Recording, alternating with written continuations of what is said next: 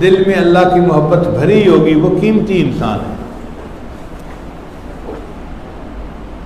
حضرت ابراہیم علیہ السلام کا واقعہ ہے، اپنی بکریوں کو چرا رہے تھے، ایک بندہ قریب سے گزرا اور اس نے پڑھا سبحان ذی الملک والملکوت سبحان ذی العزت والعظمت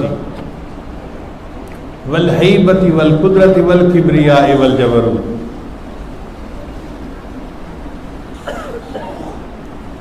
اب اس نے جب اللہ تعالیٰ کی تعریف اتنے اچھے انداز سے کی تو ابراہیم علیہ السلام کا دل مچل گیا، کھڑے ہو گئے، اے بھائی ذرا اللہ کی تعریفیں اور کر دو۔ اس نے کہا مجھے اس کے بدلے کیا دیں گے؟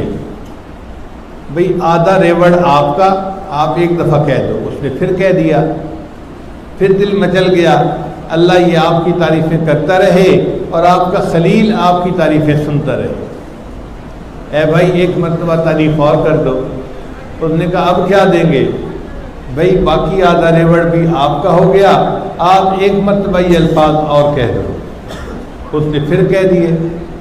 اب دل اور مچل گیا، یا اللہ ہوتی رہے ثنا تیرے حسن و جمال کی، آپ کا یہ بندہ آپ کی تعریف کرتا رہے اور آپ کا خلیل یہ تعریفیں سنتا رہے۔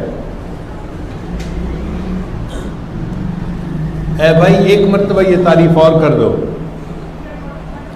اس نے کہا اب تو آپ کے پاس کوئی جانور ہی نہیں دینے کے لیے، تو اب مجھے اس کے بدلے کیا دیں گے؟ تو ابراہیم علیہ السلام نے جواب دیا کہ آپ کو بکریاں چرانے کے لیے بندے کی ضرورت ہوگی، آپ میرے رب کی تعریف کر دیجئے، میں ساری زندگی تمہارے جانور چراتا ہوں۔ تو جن کو اللہ سے محبت ہوتی ہے وہ اس طرح اپنے آپ کو اللہ پہ قربان کر دیا کرتے ہیں، پھر نماز پڑھنا مشکل نہیں ہوتا، بلکہ نماز میں مزہ آتا ہے۔